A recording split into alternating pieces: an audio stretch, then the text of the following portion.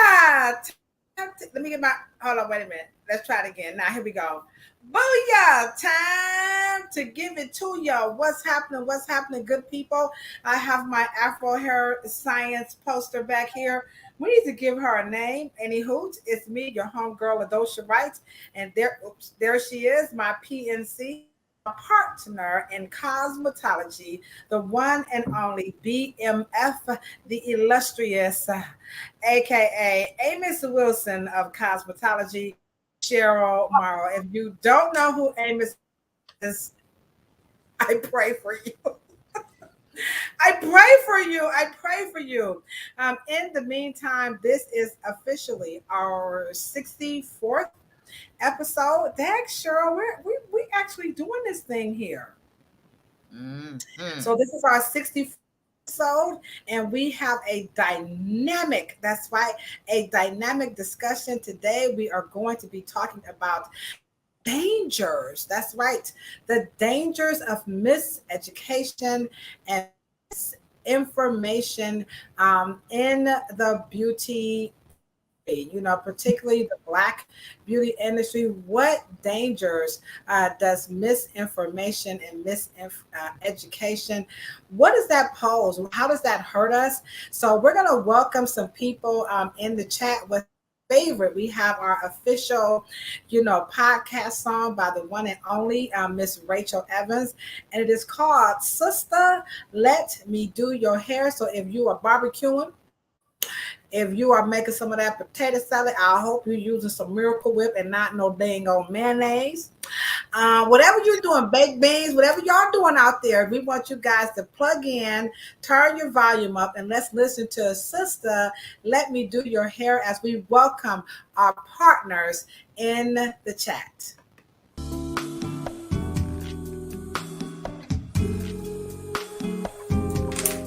Hey. Sandra, we can count coming through. Hey.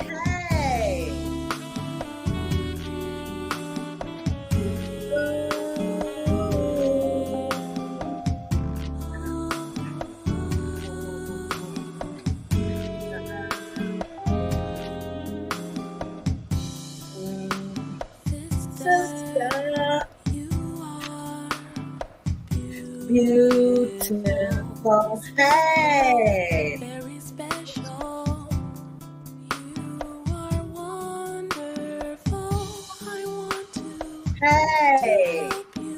Let me help your light to shine through. I'd be so very happy if you would let me do your hair. Oh, you just saw me on Channel 5. Oh, shoot now. Y'all saw me on TV. Sandra, you like my hair? Sandra, how my hair? It got so much hairspray. I ain't gonna say nothing.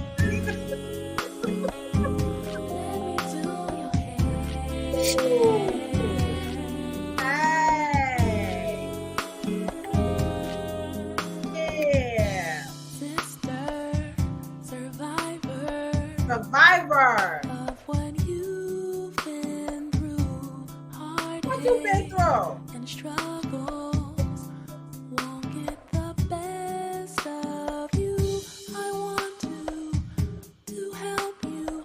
Let me help your light to shine through. When that big head bounce, where my ATL is at? Very happy if you would let me do your hair. Let me and Cheryl do your hair, quit playing around. Y'all stop acting all stuck up. Remember that word? Remember that standard? You just stuck up.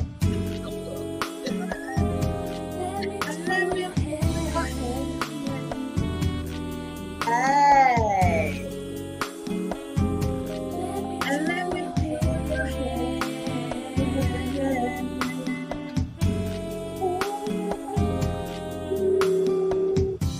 Hey, all right now. All right. We thank y'all so very much. And we're going to get ready to hop into this topic. Uh, all right. All right. Here we go. Boom. All right. Again, we were just listening to the beautiful Rachel Evans, and she did this song called Sister Let Me Do Your Hair. Her voice is so melodic. Cheryl, hopefully before the summer is out, we can bring her on the podcast and we could talk about how come she didn't just say, let me do your, she said, sister, me do your hair. So let's hope that we can get an Yes, opportunity yes, yes, yes, to yes, interview yes. her. I'll So tell yeah, let's give some shout outs because the chat is starting to get foxy here right about now. What's up, Ed?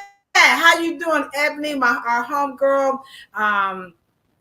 Sandra is in the chat. What's up, Dawn? You just saw me on Channel 5. Now I'm going to have to see if I can find it because I missed it. But anywho, thank you guys so very much. You are our partners. And again, we are officially on our 64th episode. And we are talking about what are the dangers of miseducation and misinformation. We kind of talking about, like uh, what does that danger pose and so forth. But we get into it. Do you have any thoughts about the affirmative action? Y'all know we gotta address it. What type of hairstylist would we be given the Crown Act? Not about that, ain't it? yeah. So, what are your thoughts about it? Now, y'all know Cheryl is not about to be normal. So, we're going to in the infamous words of Daddy O from Stetson Sonic. If you is get the hell off of this podcast right now. But Daddy O would say, brace yourself for the ultimate rare. So, what are your thoughts on the decision on affirmative action? Clarence Thomas, the Honorable Ketanji, Ms. Brown. Well, I think I for the first time, I actually appreciate her releasing her rebuttal and her comments and making them public. Um, Clarence Thomas, he will make a decision. Voters' Right Act he struck down, and of course he's voted like Anita Hill said he would. What is that, about 30 years ago? 35 years ago, dealing with the Anita Hill. But that's what happens when we don't listen. I think we kind of crucified her, but he is doing exactly what she thought he would do about 35 years ago. And thank God we have, so I will say this. If anything, Joseph Biden got us a Ketanji, and he can do nothing else as far as I'm concerned. And so, a good friend of civil rights and black people.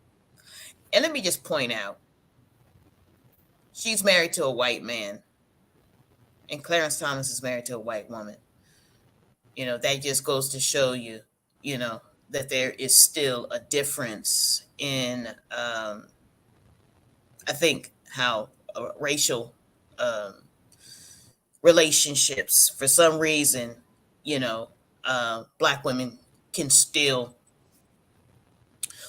hold on to their morals, and there is just something different. Thank God for her, and Yeah, that's my opinion. yeah. So, you and Sandra, we can always. I'm telling you, Sandra, we might have to get you on the channel too, and send you a Yeah. link and come on, because Sandra, you're always on it. You too, Chrissy. She's like, absolutely. So, yeah, this it's a tough one. I that's all I can say is Yeah. I've benefited from uh, affirmative action. I don't know if Clarence did. Well, my whole thing is that slavery was Europe's affirmative action. I knew it. I knew it was coming. I was finna segue. I tried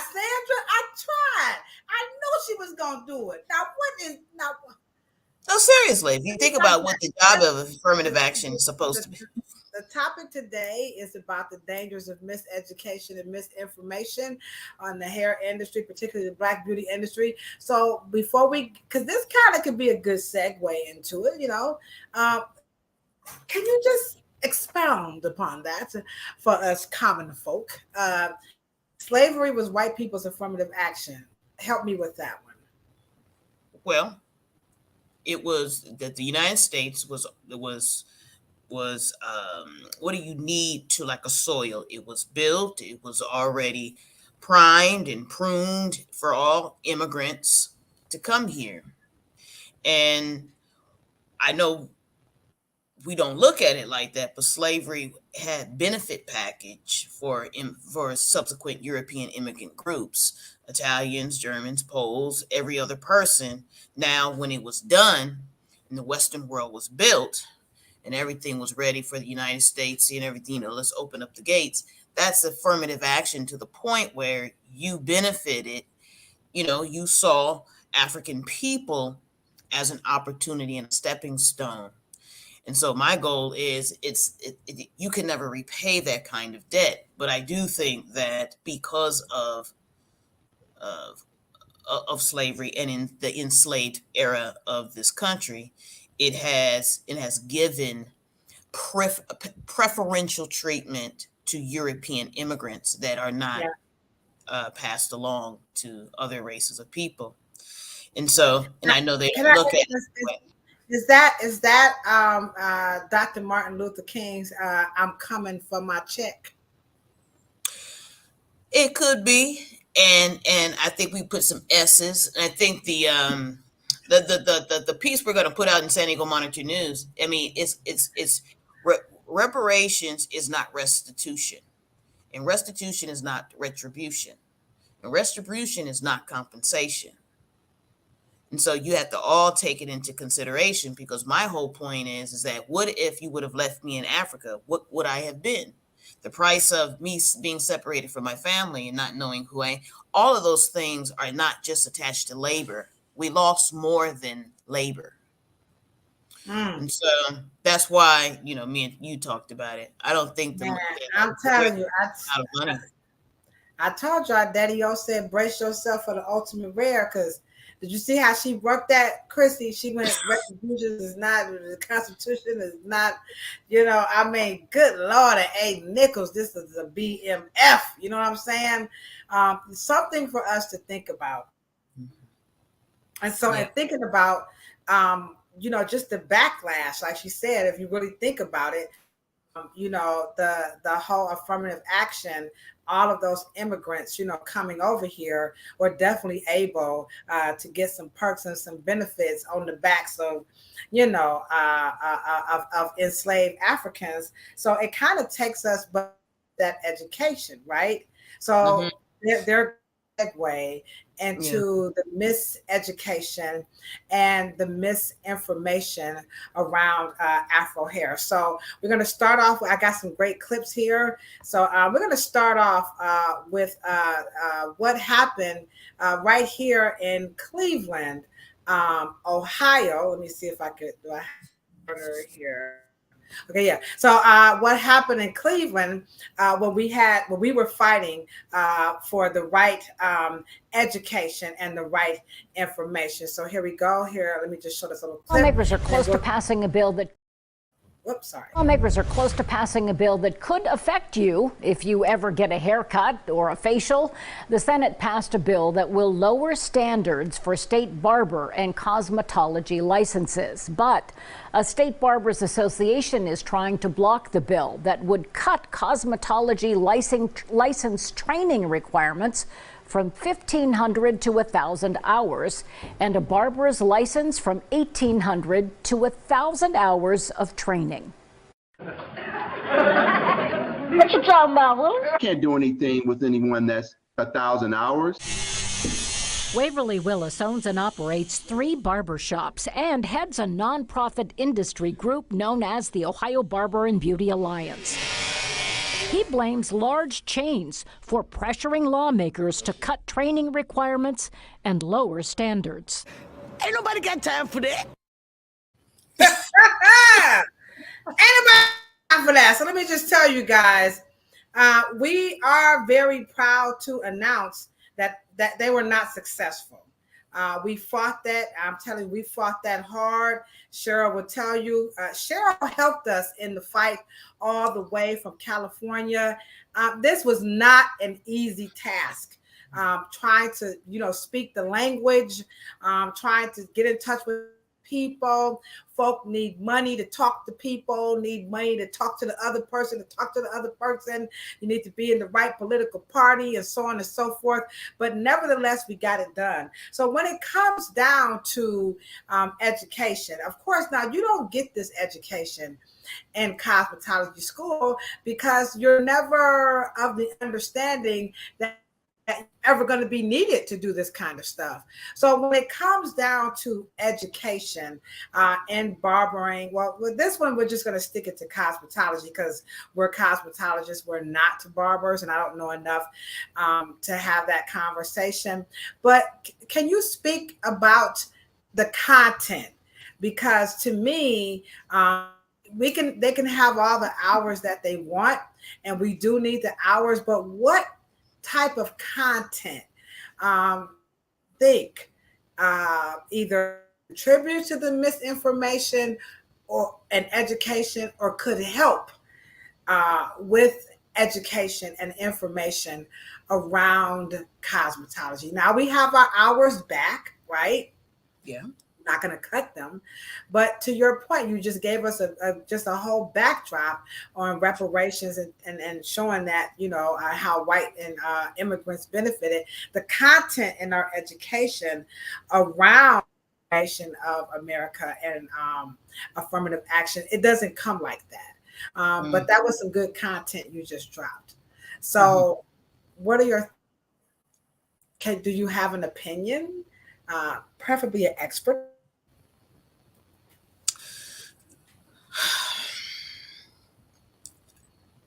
I think that the expertise in the way you testified about just opening the legislators' eyes about how important the training is in training and education. And I think that the training is not the issue. I think that cosmetology has to do a better job with staying on the pulse and staying on the cutting edge of not just making sure we have rules and regulations and we're training the hand, so to speak, but we are making sure that we enforce the importance of the study and connecting. And I don't think that we saw state board in the conversation. We was just politicians, and then it was just hairstylists or beauty schools. And I would really like to know where state board kind of stood in the whole conversation because they actually really had not come out. But they are the ones that we're looking for. I don't even know if they were invited.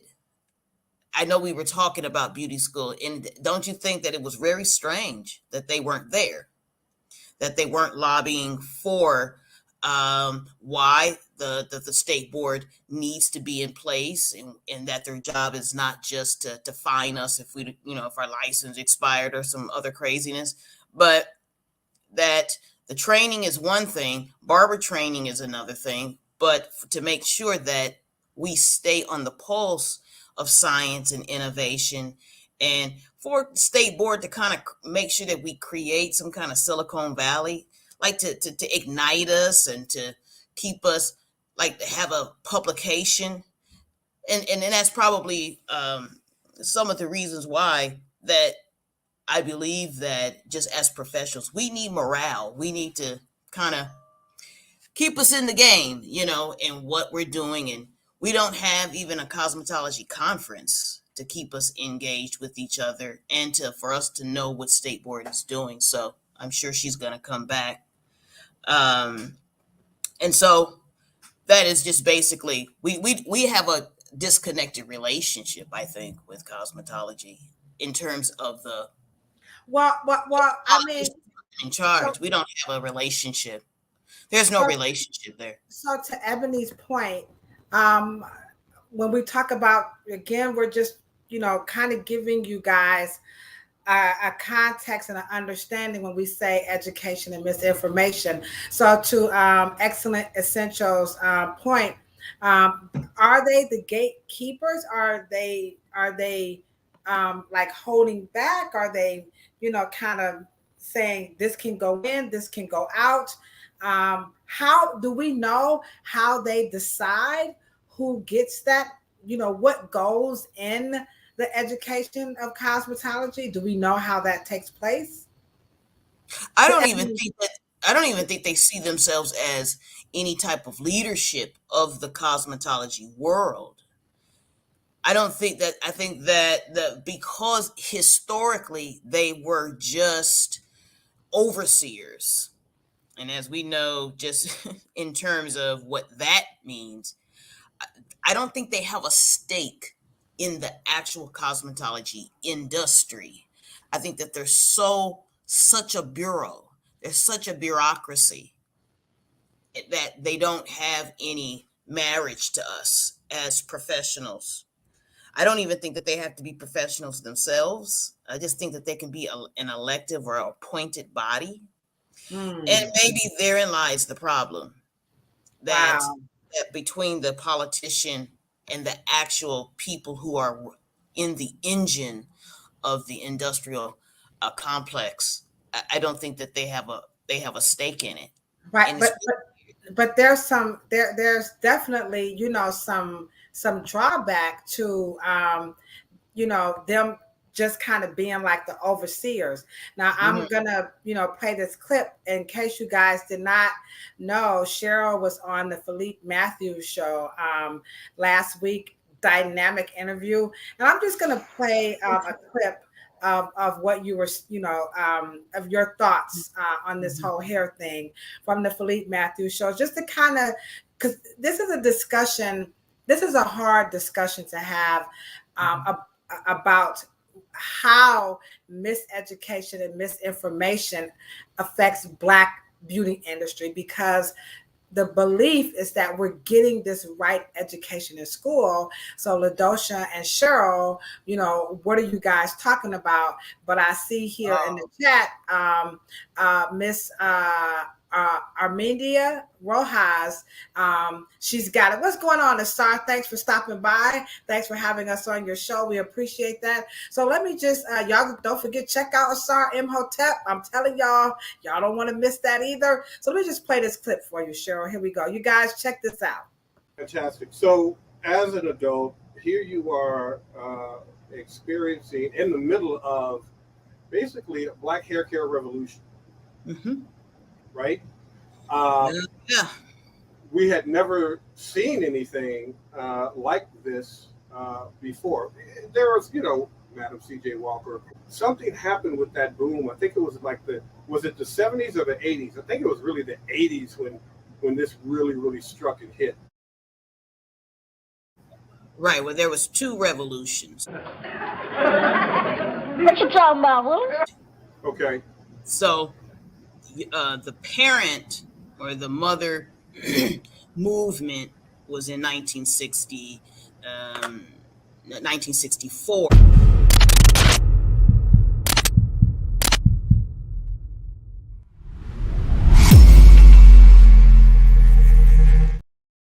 All right. So here we have some context on the history, because again, he talks about this revolution, and you just talked about the state board, not being on the post, but perhaps some overseers. So do you think the state board takes into context what you know about what happened before and what's happening now? Because you said there was two revolutions. You also alluded that the state board kind of, is inspired. I'm just going to say inspired by the post. Even though they're not on the post, they do take things from pop culture or whatever, and they put it in the book. So can you just kind of bring together, the I myth? think I know what you. Put it this way. Okay. let's say you have the politicians who wrote the Crown Act. And let's just say the state of California, the governor, Gavin Newsom, would sign the bill. But we don't have an enforcement body.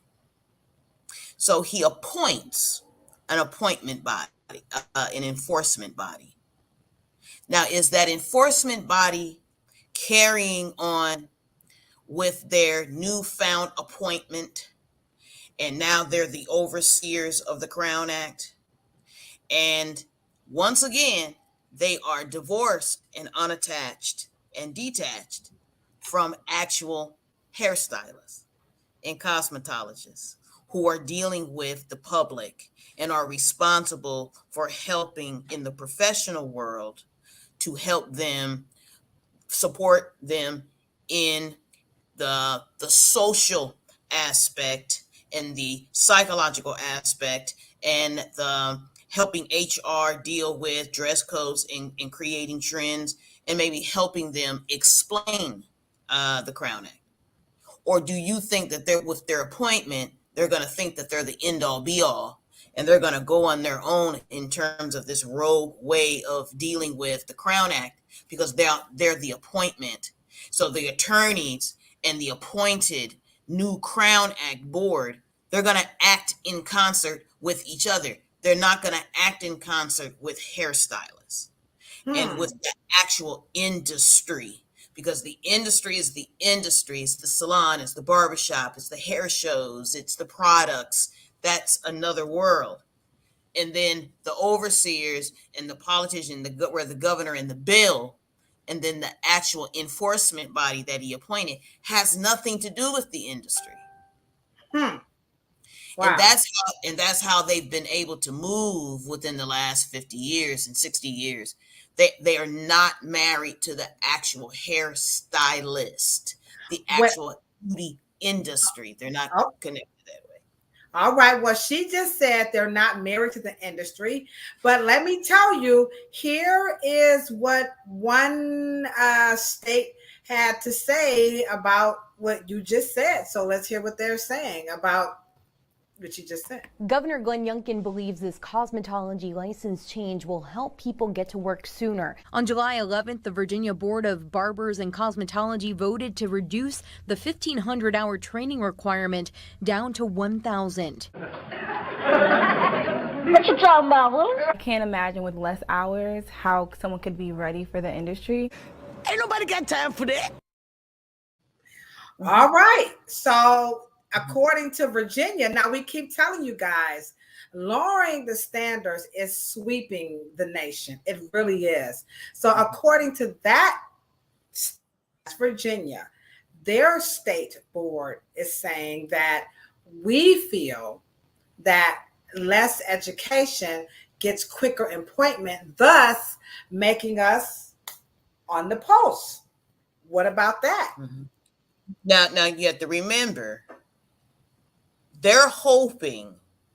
Now you have to remember, they're not they may say education, but they're not talking about education. They're talking about they never were giving you education. They were giving you training operative hours. That's actually what it is. They don't see it. If they saw it like college and you needed more education to do heart surgery, they don't look at it that way. They're saying less training, the same exposure to the same bullshit that you're learning, but with less time, gets you into the workforce. They're not aware that you have a period of theory, because of course state board has not offered them more education to put in those less hours. They're not saying, oh no, excuse me, they have to have 600 hours of education theory and theorem, and they have to be no one is saying, no, excuse me, it's all training. So they figure, let's shrink the hours of exposure. And what did the black woman just say? Now she's a hairstylist. She works in a salon. See, there's a divide there. Aha. There's a, Aha. there's I a got it. divide there. I got it. I got it. I got it. Right. So to your point, here is what another. Here we go. Now we're not making this up, by the way, guys. We're just winging this. So Cheryl, this is my BMF. All right, here we go. Or salon owners like me are going to double or triple the salon prices to make up for the cost involved in retraining and completing the stylist training. Ain't nobody got time for that. Yeah. So the public is feeling the sting of the miseducation. And I want you guys to notice something. And I'm going to call and ask you this, Ladosha. Let me ask you a question. Sorry to interrupt you. No, you're good. But me and you, when we went to beauty school, I mean, off to the side, when I got on the floor, I rarely saw a doll head. They're really implementing this doll head. Do they work on doll heads a lot? Like no. Let me play that clip again in case you guys missed it. I'll play it one more time. While we're playing the clip, if you are a new or recent cosmetologist, are you working on humans or are you doing mannequin heads? And let's just play that clip one more time because I didn't catch that, but only Cheryl would. So let's see it again. Or salon owners like me are going to double or triple the salon prices to make up for the cost involved in retraining and completing the stylist training. Ain't nobody got time for that. Okay. There were more mannequins than humans. Oh. Yeah. And I think you alluded to something that was really strange about somebody didn't understand the word models. Yeah. We had a situation where they was confused about models, what they thought. This is very interesting. We're kind of digressing a little bit, but we have the new mannequins now that they've added to the. So this is the new mannequins, and so we're going to teach the class. And some people were like, "Are we using real people?" So that again, that's just we're talking about miseducation and misinformation. I mean, the school could say, well, we can't find any real people with this hair that will come in and let us practice. Chat, don't be quiet. Would you go to a cosmetology school if your hair was like Nene's and let them practice on you, or they just have to resort to the mannequin? So Cheryl, while we're waiting on some answers, come on, guys, get involved because we got some combs to give away. All right, we got the easy combs to give away. So Cheryl, talk a little bit about that, just a little bit more. Just. And I do realize that we're in, maybe everyone on the chat is probably a little, got their license maybe about 10 years ago, 10, 15, 20 years ago, or even more. But I didn't realize that the mannequin and the doll head is so much more involved in beauty school education. It was only in the theory room. We didn't even bring the doll heads on the floor. Yeah, when I was in cosmetology school, now we're talking literally like 24 years ago, for real, we only had humans. So that was my experience. So if you guys could share with us on the clinic floor, you don't want to be a test. Sandra said she does not want to be a test dummy. Okay, so therein lies the challenge. I have never gone into a white cosmetology school or salon to get my hair done. Oh boy, this is really ooh-wee. Last time I was in a salon, I was showing them how to blow dry and flat on and curl my hair. This is not good. This is So what besides, so we're teaching the same lady that we did 30 years ago, just cutting, permanent waving, curling. So I brought my cosmetology book, and this is what it looked like when I was in school. And so So as you perm rods, wet set rollers, the peach roller, scissors, straight hair, a globe, lipstick. What is that thing there? hairpins, and hair. I know, but what is that thing by your right hand? Yeah, That's what's some, that? that's some weed. That's a what? That's some weed.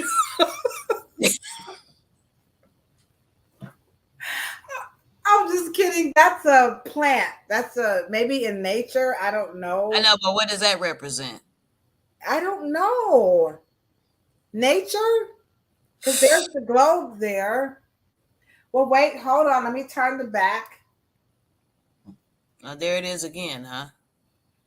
Okay, well, now we got some makeup with. So we're not teaching nothing. That's what that is. We're just teaching and see. And the problem is that what we're fighting for at the Afro Hair Summit is to unstandardize. Standardize means that we're only going to teach the bare minimum of how to get the license, to get you through the pipeline, to get you into the work labor force so you can pay taxes. Period. End of story. Wow. Well, it's to get us into the it's to fast track us into employment, right? Okay. Absolutely. Right. Now we did get some education. I know y'all might find this hard to believe in spite of, and now Cheryl's not saying we're not getting any, but she's just saying how it's so compressed and compartmentalized to almost whew. So we see things like this taking place. So what's happening is during this social media area, the rise of social media, you saw people going on to these platforms and saying, we're going to fill in where cosmetologists aren't.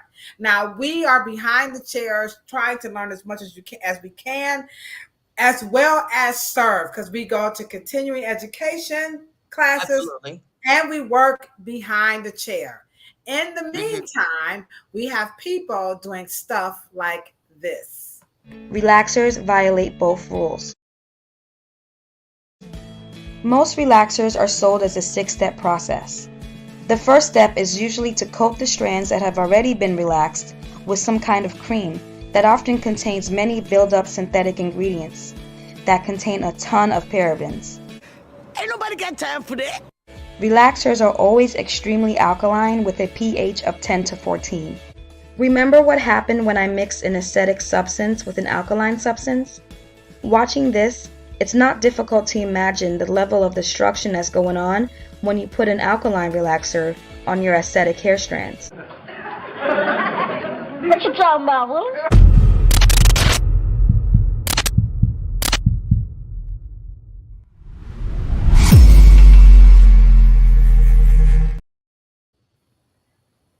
They killing us. They killing us.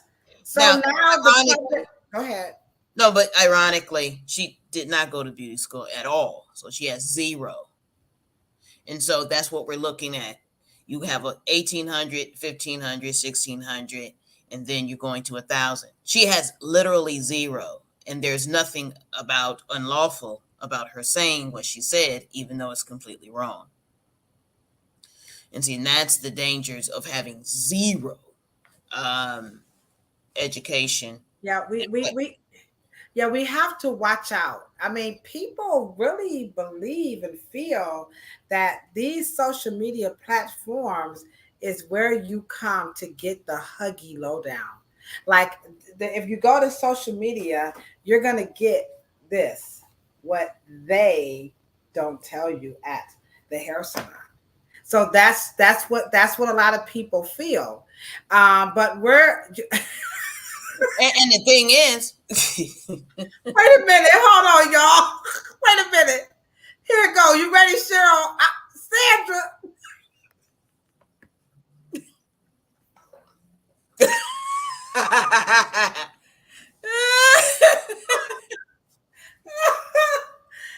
is there such thing as an F minus. I mean, but she sounds so intelligent. Yes. And this is the misinformation. That's not even education, guys. But she just knows that she has it down to a science. But remember, on this platform, we're talking about the dumbest shit that Black people say. I don't know if she called herself Black or whatever, but she does have dark skin. But if you like getting the truth, and you like getting it from people who went through that education where we can critique it, and we are also doing the right thing by raising the bar. So if you like that, Cheryl and I, we want you to do this right here. Hold on, y'all. Do this right quick. Pump me on, pump me on.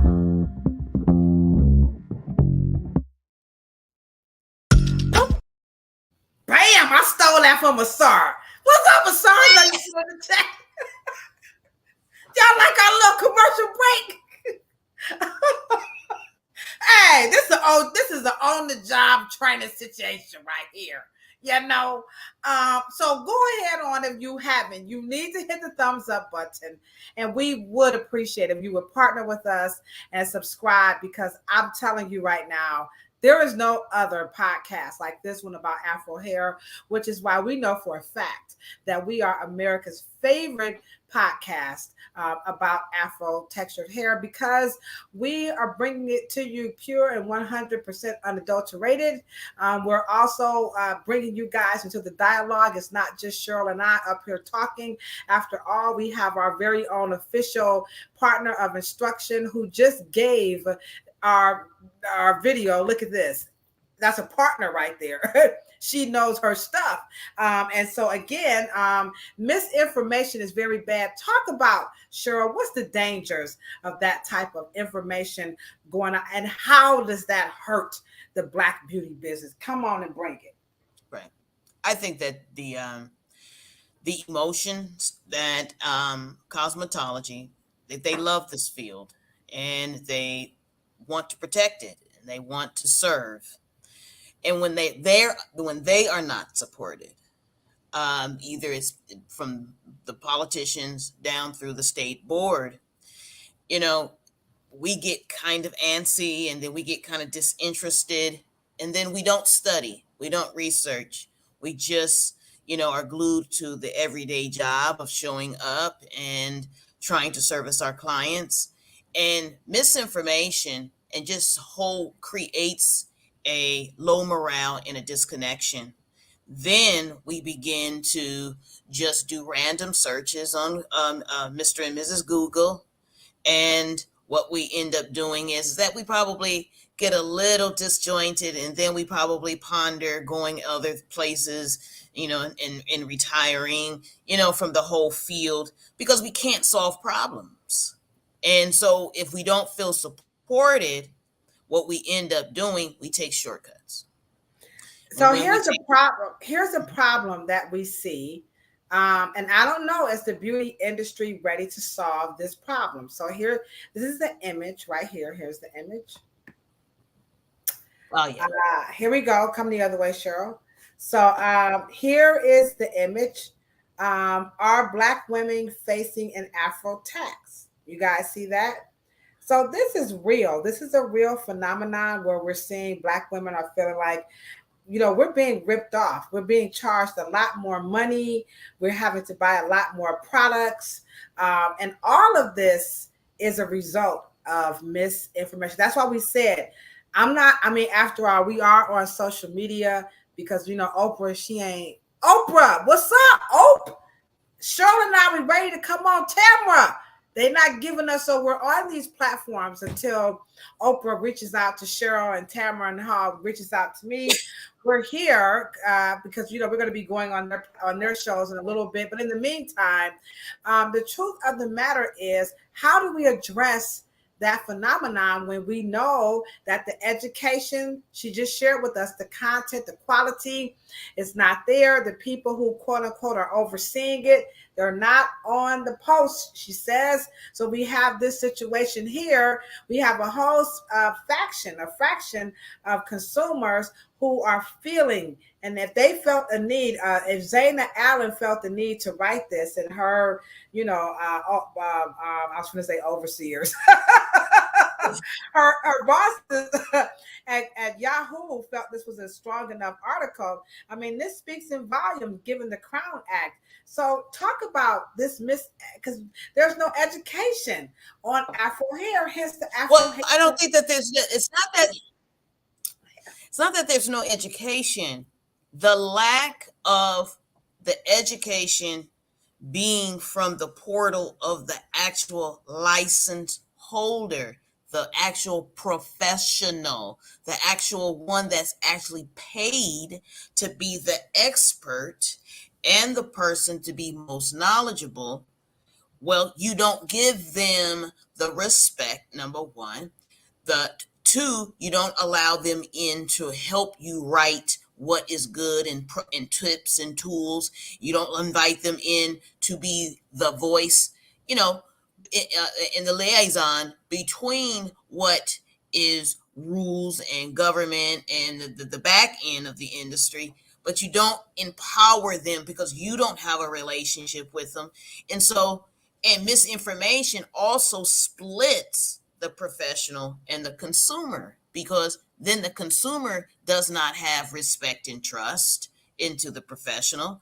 And then they go off rogue and then they go off script because there's no really scientific, really engagement with the professionals as the leaders. Right, because you end up really undermined. They're undermined by the politicians, and they're undermined by the state boards, and they're undermined by the beauty school owners. I mean, the instructors they're just there to, they don't really have any respect and prestige and elevation.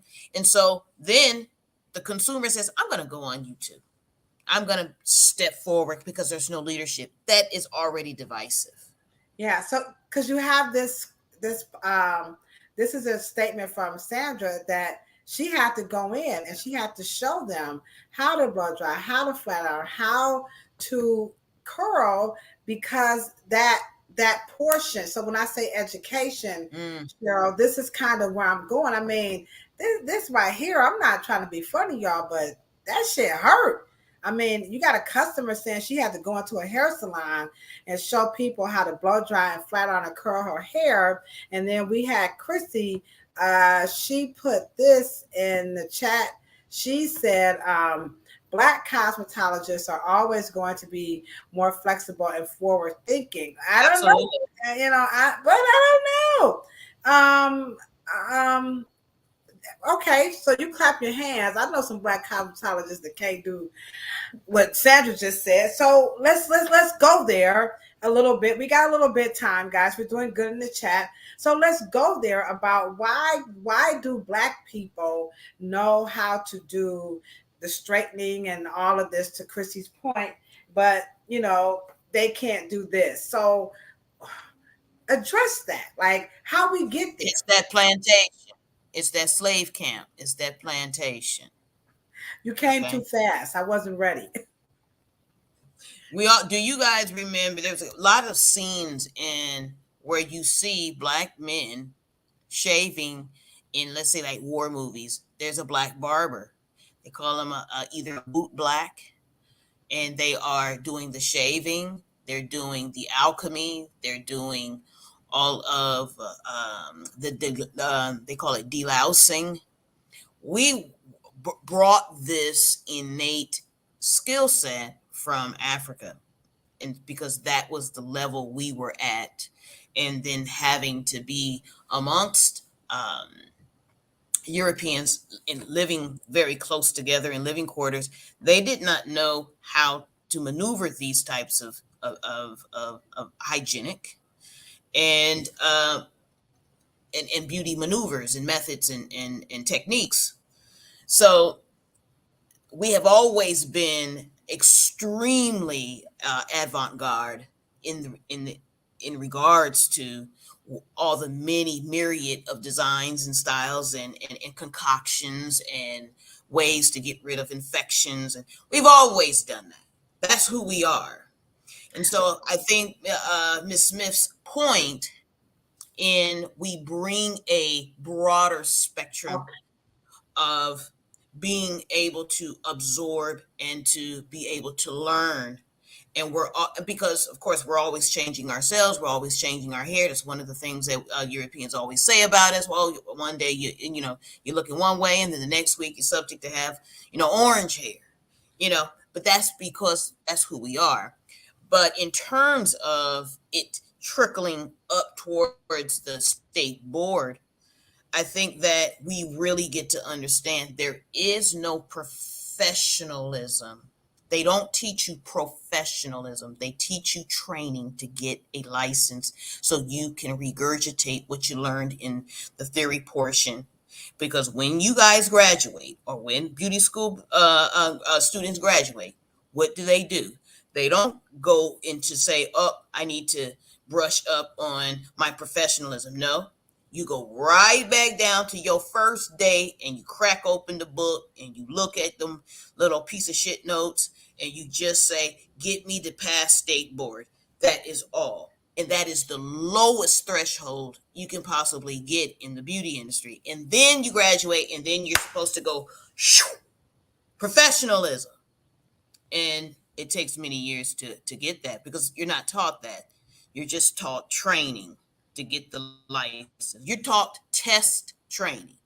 The test is the checkmate, is the trump card in the beauty industry. And so, but if we invite professionals in and professionals have a pathway to being appointed to state board presidents and committees and advisory boards and book authors and things of that nature, then we will get the industry correct. Until that happens, it'll just be a bureau. Wow. Wow, she just hurt my little feelings, y'all, But remember now, we are licensed cosmetologists, so we have the bona fides to really make these types of bold statements because we were in those schools, we were in those spaces, in those places. And again, when we don't raise the bar, which is what we're doing with the Afro Hair Summit, we see more stuff like this. Hey guys! Did you know you can relax your hair with baking soda? Yep, it's becoming increasingly popular. There's all sorts of methods out there to achieve this. Some people mix baking soda in their shampoo, some mix it in their conditioner, and some people use it as a baking soda rinse. What you talking about, Willie? If you must do it, I'm going to show you the safest method and measurements possible. Ain't nobody got time for that.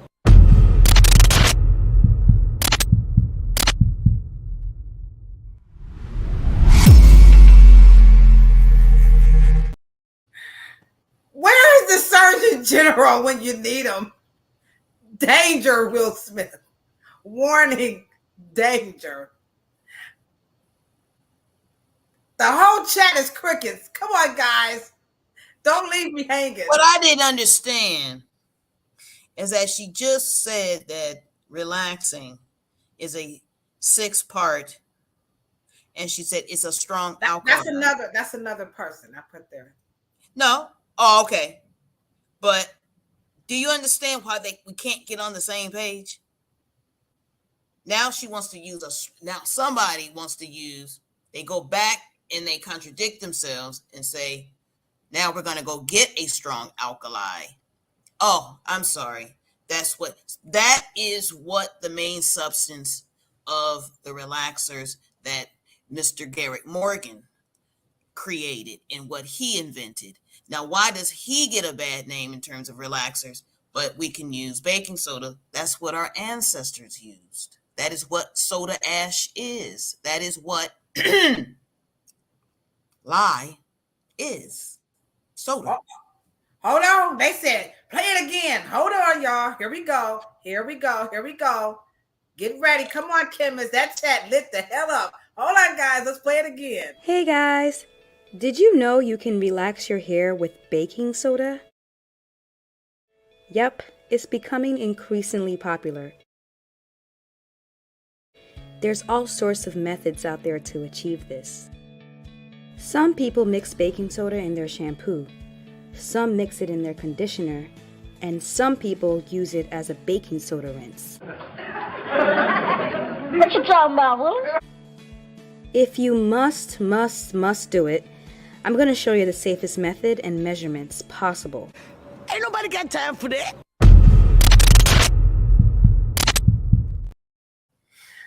Okay. All right. Let's see what the chat is saying. Because Cheryl, if you guys Google lye soap and you give me the definition of it, what does it say?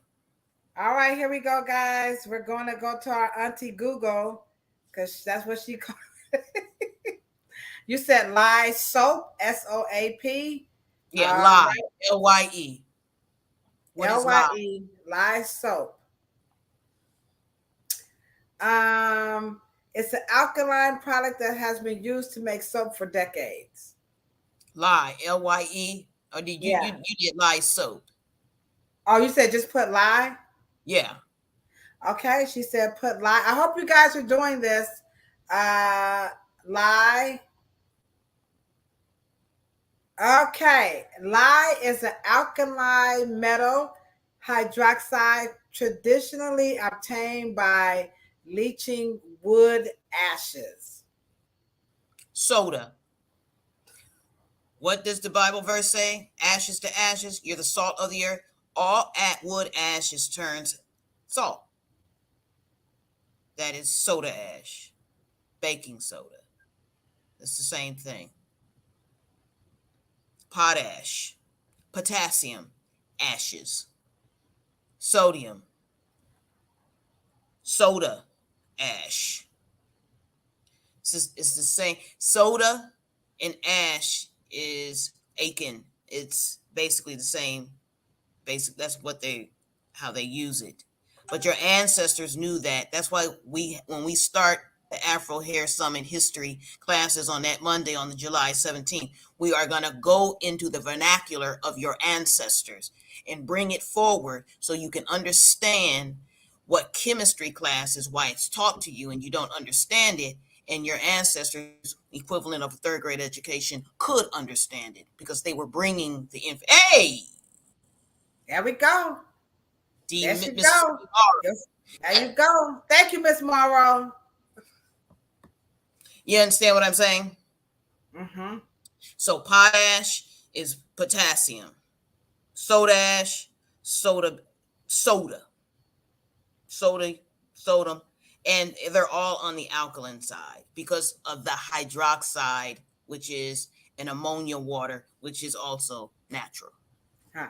So you guys, I know the relaxer doesn't sound natural, but your mother and father, grandfather and great grandfather, they didn't have access to a chemical house, so they used the kitchen to make what? Relaxer. So that makes relaxer what? But so she says, I mean, that's a deep conversation in and of itself. Right. So she says, I don't think she meant a full-blown relaxer, and we know she didn't really mean a full-blown relaxer. But what we're trying to really convey to you guys is that when you got misinformation and miseducation and you don't put it in the proper context, you have one group of people saying if you use a chemical relaxer made in a chemical house, it's bad. But if you take baking soda and you make it yourself, to Miss Morrow's point that woman was a chemist, then somehow one is better than the other when it's coming from the same thing. It's just, how they're mixing it up and where they are mixing it up. And of course, who is mixing it up. So go ahead. No, absolutely. And the one she's talking about is one that does it so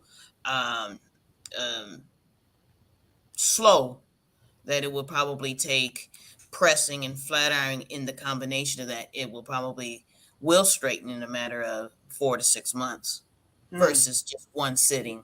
Right. To D-Morrow's. Right. Yeah. So Miss Morrow, you're always on it, and that's why we keep saying that you guys need to partner with us. So does that mean that Miss Morrow gets an easy tease comb? Does she It get one of does. those? All right, Miss Morrow. So how about you with your smart self? Okay. It matches my hair. You see that? That's why she's my PNC. So talk to us about this easy tease come. Miss Morrow, just email me I'll put my name in the chat. So talk to us about because this is a part of miseducation, misinformation when we talk about the tools that's used. So talk about the easy tease and why does it look that way, and the importance of, again, having the proper education and information to patent such and create, because he had to create it first. So talk a little Yeah. bit about that. I You're think welcome, right. tomorrow. Mr. Morrow was a Gnostic and a Freemason himself, so he loved to put designs together. So this is, of course, the wave pattern here, and it fits in your hand better. The teeth was designed with the loop at the end, and for the crevices of the teeth to fit around the spiral. And then this edge here, he loved the golden spiral. And this is for parting. And this is the only comb manufacturer, Mr. Morrow's the only manufacturer that actually put his name in the actual mold. So when you take this comb out of the box and package, my dear fellow wonderful hairstylist, you will get made in the US here. You will get his name that's here, and you will get the wonderful patent number engraved into the comb, so you can always reference it and know that that is an authentic piece of Black ingenuity from 1971, that this comb is made out of, it's unbreakable. It is made out of styrene and vinyl, not plastic. So this is the world's only utility patented comb that actually says, I made this comb exclusively for Afro textures and nobody else. So So that's don't what it go is. try to make no damn submersible with this material. But I'm just being funny. No, seriously. I know I'm being so bad. So And I do have a hemp version. I do have a hemp okay. version. If you guys want the hemp version or you want styrene, I use both, but I will not comb my hair with nothing else. So talk to us. All right, Chris. Can Chris get the hemp version? Come on, guys. We got some combs we're giving away. So Chris, can Chris get the hemp version? Can you talk about why the two different materials? Why hemp? And then I forgot the other resins that you talked about for the other comb. So why hemp? Why did you create the hemp version? I create the hemp version for people who would like well, I'm the first company, we're the first company to do it. And I have control in what materials that I put my wonderful historic designs in. And Mr. Morrow approved. He held them in his hand and he approved them and he looked at it to make sure. But it is that comb would break down within, I think, 42 days. It would break down in the environment. And so he wanted to be the most forward comb company to take advantage. And hemp is actually the number one cash crop in the state of Alabama. And so he decided to say, hey, he wanted to be the first Afro comb designer and company to give you guys a hemp version, since he's from Alabama. And he was very proud, and we were, able to make that happen as a Black comb manufacturer, the only one in the world. And so we were proud to do it. And here's a wider view of it. And this is the styrene and the vinyl. Can stand very high heats. And we do have an Afro pick version of the same teeth. So just so you guys can see that as we wait for Ladosha to get back. And there is a trademark on it. And that's why when we teach, hopefully we probably won't get into it in the Afro Hair Summit, but we do lots of consultations for, let's say, trademarking and copywriting of intellectual property. We do that. And so, yeah, I mean, I'm just kind of excited. I do have a copy of the hemp version, but I don't have it at my desk, so I don't want to leave at this point waiting for Miss Ladosha to come back.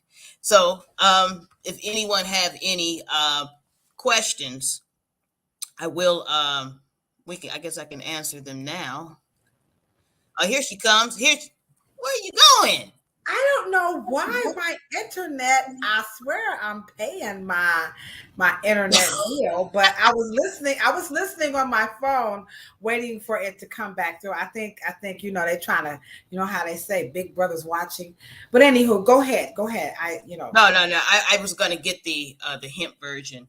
Okay, so she's going to get the hemp version. So we've got Chrissy as a winner. We have Morrow as a winner. And what we hope that you guys are gaining, from this particular 64th episode is the importance of the right information and, of course, the right education, because it's the content. We do understand what our education is all about, but we could do a whole lot better. So here we go. We've got the easy teas, and this is going to be hemp style. So let's talk about this a little bit more. The hemp style, and it comes in an autograph tissue paper. And I want one. And hemp. Oh, look at that. 100% hemp. 100% hemp. Yeah. Wow. So, comes in a nice tissue paper with Mr. Morrow's signature. And I'm going to make sure that you guys. Cheryl is so remember, anybody remember the Cosby Show, and Theo had that song jamming on the one. You're jamming on the one. I mean, comes with I think a label with a certificate of authenticity, and then it comes into this envelope. Oh wow! Can we see your dad was so fine. Jesus Christ. Look at that. Ooh, he was so good looking. So people want to know how can they order, and are you going to have some to sell at the Afro Hair Summit? Because I got my money ready. I don't know about y'all. So what's up, Leslie? Leslie, don't forget, you are the winner of that free ticket to come and check Cheryl out Monday, July 17th. We're going to break down those days again before we come up off of here. So how can they get the easy comb, the hemp, or the other one, the original one? AfroHairScience.com. We're gonna have them available on the website where you get the tickets and the t-shirts, and we'll put them up there. All right, so she's gonna I'll have them at some. All right, so we are going to add the comb to the Afro Hair Science website and so give us a day to get that up there. But in the meantime, if you do plan to come to, well, not if, I know y'all better come on and get these tickets now. Come on now, quit playing, because we don't want y'all to be like, we missed this. So we're going to give you a whole bunch of reasons why you want to come to this summit. And so when you come there, you're going to be able to get your ticket. And we're going to meet a lot of you in the chat. We are prepared to go live and do some little quick, lives and, come right back off. So let's go into a little bit about the Afro Hair Summit, because we're going to go ahead and wrap this up. This has been a wonderful discussion about the dangers of miseducation and misinformation. We see how it really is hurting the Black beauty industry, in as much as we're not prepared to meet the demands of the workforce. But with that being said, the Afro Hair Summit, we have something for everybody, all right? So we have 3 days. That's right, 3 days, 6 events. I repeat, we have 3 days with 6 events that's all centered around Afro hair. So this starts Saturday, July 15th. Fatou Sangay and Cheryl Morrow is going to be teaching West African braiding métier. So for all the braiders, I had a barber who said, I want to come, but I don't know how to braid. You don't have to know how to braid. Remember, this is a class. None of us knows how to do this technique. So if you don't know anything about braiding, it's okay. Just come on in. If you're a licensed professional, you're a student, you're a natural hairstylist, you're welcome. Cheryl is going to be talking about the scalp and the hairline. Can you just give them a little bit, just right quick, why is that important in braiding? Because some people just kind of give them a little bit, because people are just wondering, like, I already know how to braid, so don't pull it tight. I get it. Duh. Well, one of the things that we can talk about is the Afro metamorphosis, and that is taking the scalp from a baby, and while your child's hair changes, what is going on with the scalp of Afro Black children, because we're the only ones who have 3 generations of scalp changes and texture changes. And that is one of the things that Ms. Fatou has tried to tell us, that certain braiding styles, a braid is not a braid because it doesn't even grab the scalp. It doesn't take the amount of hair in the same plait. Everything is always appropriate for the scalp at the stage that it's in.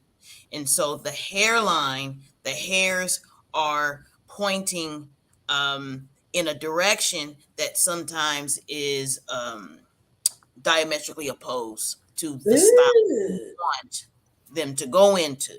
And long lengthy restrictions can prevent the hair from twisting. Right. And so, and let me just say this: after I shut up, I'm gonna be a student. I'm gonna be. I don't know. We keep trying to tell you guys. I don't know what you guys don't understand, but I don't know what I don't know, and I have to bow. See, that's one thing about experts. They're gonna be in the receiving mode of some information. They're gonna be a student. I'm an excellent student. I'm an excellent student. So we keep telling you guys, we don't know everything. So we need to just come on, guys, and come on and learn how to do this, because as you guys can see, clearly we're missing something. Okay, we've been missing something for a long time, and we are offering this for you at the Afro Hair Summit. So that's Saturday. Again, visit afrohairscience.com. That's Saturday, July 15th.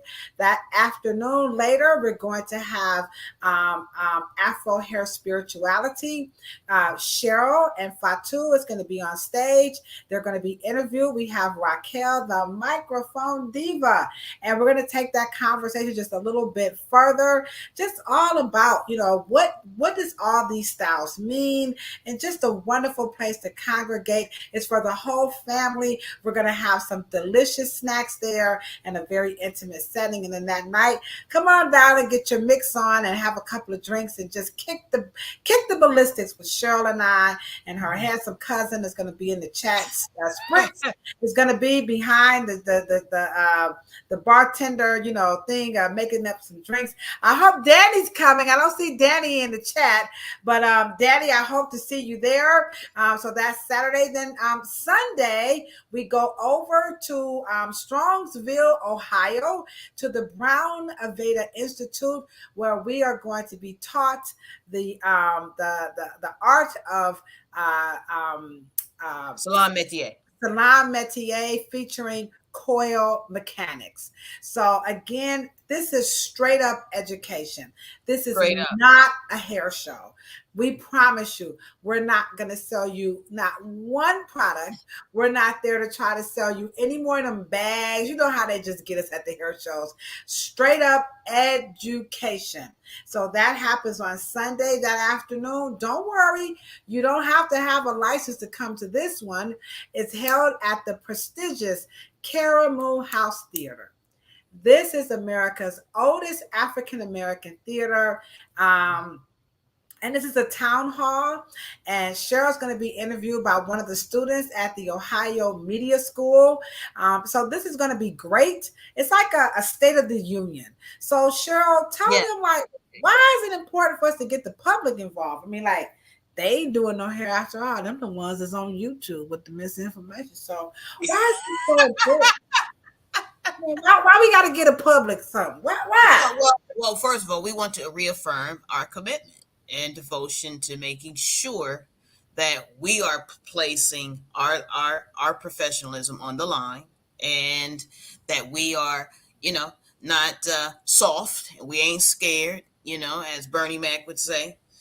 We ain't scared, and we want to really hear how we can improve, and what the industry and where we dropped the ball, and where we're going to pick up the ball and reaffirm, and that we need the public to support us as well, and just get our community and our communication back strong, and just kind of, reinforce the trust, because we are, the way you went to battle with the bill, Ladosha, is to be admired. And we're going to be talking about that, and I want to just personally thank you. And you held the utmost professionalism as you represented hairstylists and the public. Yeah. You did a good job. Yeah. Right. Thank you. We want to show you guys, barbers, cosmetologists, natural hairstylists, dermatologists. We really love you guys, and we really do care, but we do know that we can do better. So this town hall, it truly is like a State of the Union. There are no leaders in our industry. There is nobody coming out and really, tackling this bull, grabbing it by the horn. There's no matador here, so somebody has to step up. And this is why we're using the word partners, because clearly people aren't looking for leadership. They're looking for someone to help them along the way. So the town hall is one of those ways. All right. So last but not least, this is the grand finale, the grand poobah. You guys are going to love the Afro Hair Science, where Cheryl is exclusively on the stage. We've got 5 subject matters. 5. I'm talking 5 good subject matters. Visit afrohairscience.com, and you are going to learn in that Afro Hair Science roster. Cheryl is going to cover Afro Hair Science. Dope. Okay. She's going to talk about the actual Afro hair itself. She's going to get into Afro hair repair. She's talking about the wonders of the scalp. You see that? And then she also has, what do we use on these people hair? And then she's got to touch just a little bit on hair loss, because this is really important. Now we've got 5 subject matters. So when you come to this class, you need to be open, have your pens and your papers ready. This is how we're going to get you the right information to work behind that chair, get more money, and be of better service to your customers. So Cheryl, why do you want to talk about these topics and get us together? Because I'm going to be in class too. So y'all keep asking me, well, I don't understand. I mean, it's 3 protein layers, Cheryl. Because what you gonna do? Hold on. The people calling me up, and I keep telling y'all, listen. I don't know. I don't know. I know what I've been taught, but we know in this book they're teaching that hair has 3 protein layers. So, Cheryl, what are you saying about this Afro hair, and why is this education really important? Yeah, we are saying that genetically, all protein, keratin protein, is what hair is made of. The key difference is that we are approaching it from the first human hair on planet Earth, and that those have environmental, biological, and cosmetic different characteristics as they interact into the biosphere, the environment. And we need to learn those things so we can be able to problem solve. And then once we problem solve, we can elevate our careers and then go up into other elements of our careers as experts and hair coaches and consultants and things of that nature. And then we can become what we call a very rich trade. And you can enrich yourself in a matter of 6 months to a year and have 6.5 figures to take care of your families, this and become a very rich hairstylist or a beauty professional, whatever you choose to do. But once you learn it from your cultural affinity, your cultural ethos, it makes sense to you. Then chemistry makes sense to you. Biology makes sense to you. A light level of dermatology makes sense to you. Conditions and disorders and hair loss makes sense to you. You don't have to go to trichology school for it to make sense. Your cosmetology license does all things. It encompasses barbering. It encompasses hair loss. It encompasses trichology. It encompasses hair coaching and consulting and communicating with endocrinologists and all types of OBGYNs and dietitians.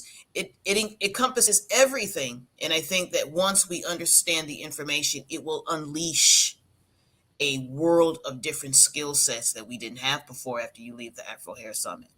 Wow, that is just absolutely fascinating. When I was in beauty school, like this was like the desired like hairstyle, Oh yeah.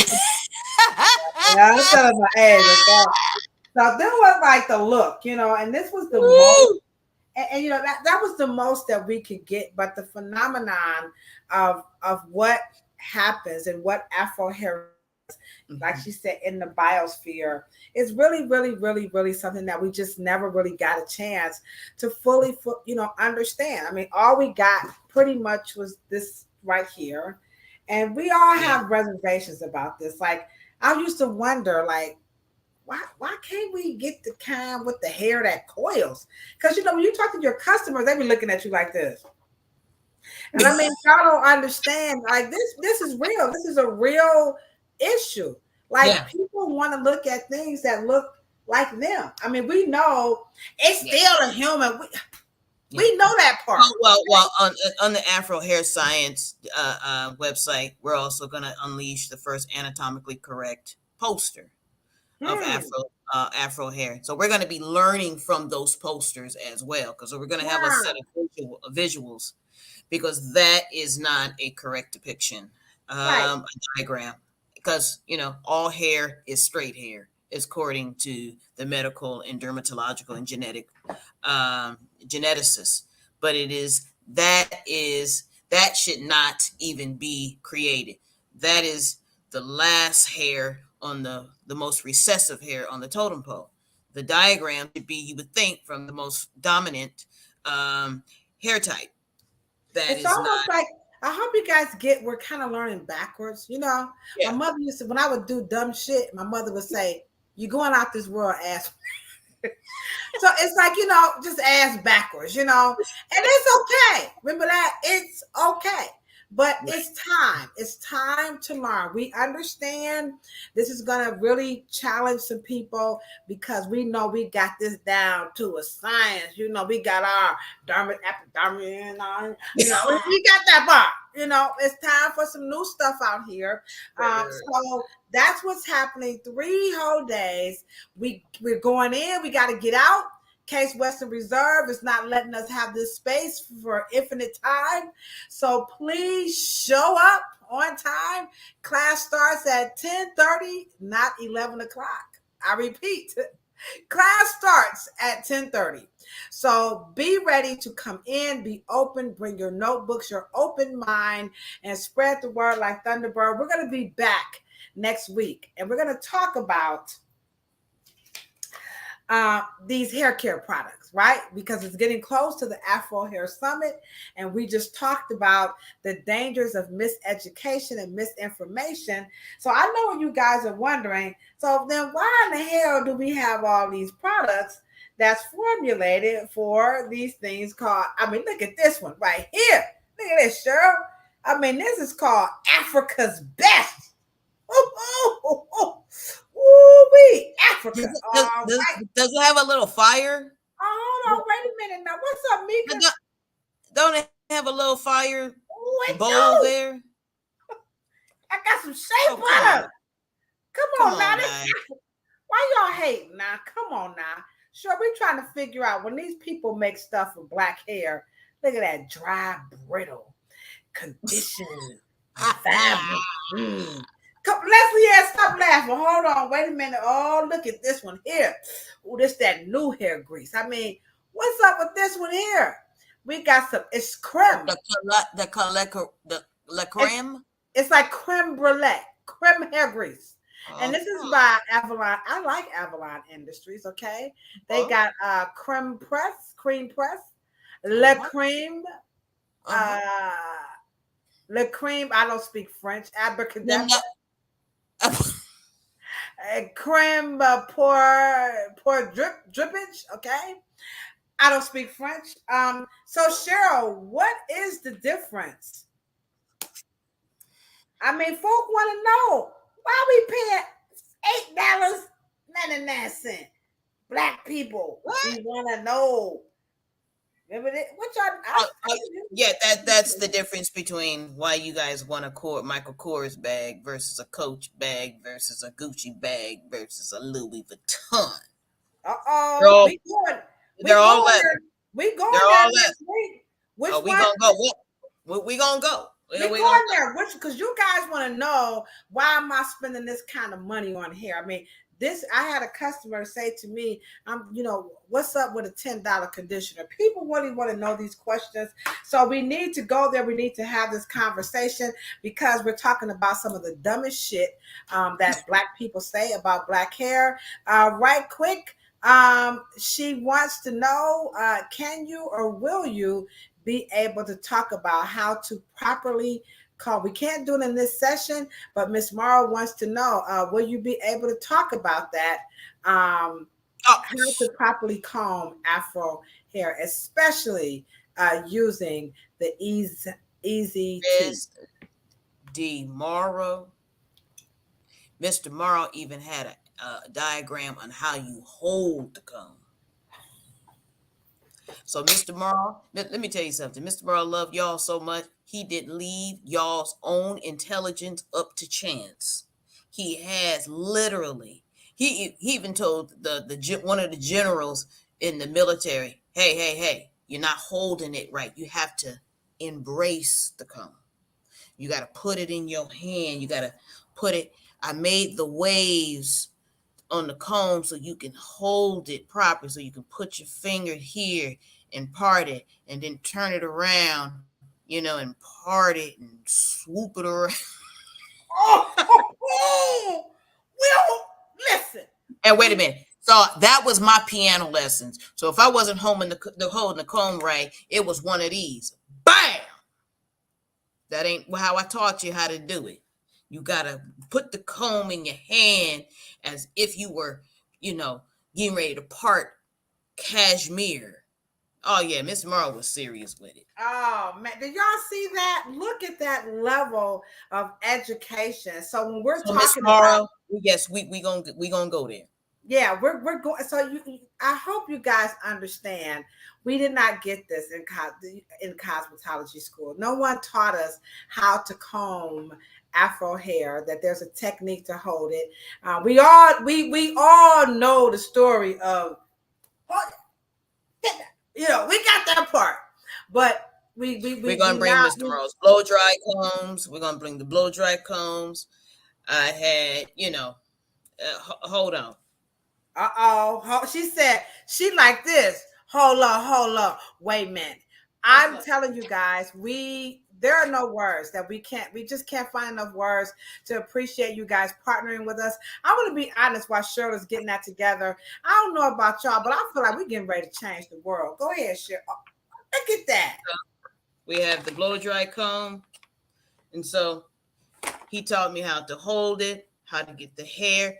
If that woman's head moves, it was on and popping. You do not blow dry to where the woman's head is moving. If her head bobbles, there's a problem. Oh, yeah. Did you hear that? If the head bobbles, it's a problem. Jesus. She said we want to purchase not some of this. She said we want to purchase all of this. Here we go right here. Y'all on fire tonight. Speak on these detangling brushes too. Okay, we're going to have to come on back next week. We can't keep y'all here all night, but I will bring out that detangling brush. Now, I don't have all of Dr. Morrow's stuff like Cheryl does, so we're just going to go back and forth across on the screen, but this is what's going down. They said, sis, here you go, Cheryl. You are a walking encyclopedia. I'm telling you, this woman right here, she is truly a BMF. She knows her stuff. I mean, and she's sharing it with us. Thanks, Nene. Yeah, she's sharing it with us. And we're just so thankful. We can't wait to meet some of you guys at the Afro Hair Summit. And man. Sandra, would you not agree? I truly feel in my heart that we are about we're about to change the world. I believe it in my heart. A small group out of many, one, it just take that one small person, that little ripple effect. And this Absolutely. Is what's happening. And Cheryl is going to be that little drop, and boom, it's just going to teeny drop that in the rest of a big ocean. Absolutely. It takes all of us. I can't wait. That's right. Amber, I'm with you. I love it. Cheryl, we are just so thankful for your wisdom and your wit and your sense of humor, and also your patience.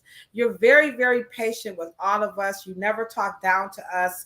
And we are all learn. So again, go ahead and visit us over at afrohairscience.com. And we appreciate you guys. We will be back next week, and we are going to talk about these products. And Ms. Foster, you said please add tools. So we'll bring in some tools that people are making, particularly for Black hair. And we're going to just kind of break it down. How do they come up with it? What are they talking about? Because a lot of people are just kind of like grasping, pulling stuff out of their, whatever. And Cheryl's going to break all this down. And I'm with you. So with that, we're going to end it on this note. Ms. Foster said, it's been a long time. Whoa, but change gonna come. Oh, yes, it is. All right, guys, I'm sure. I'm sure Sam Cook is like, stop it, Judy. All right, guys, you know what we say when we're always signing out, right? We're always talking about a whole lot of peace. For sure, a whole lot of love. And check this out, me and Nene and Cheryl, we always talking about a whole lot of hair, but we do understand, you know what, if you ain't got it, don't want it, can't stand it, hell, you're planning on cutting it off, you can't grow it, you got some bald patches, and don't be ashamed of none of that, not on this platform, because we say all that stuff is beautiful too, and so are you. We will be back next week, and we love and we appreciate each and every partner. Deuces.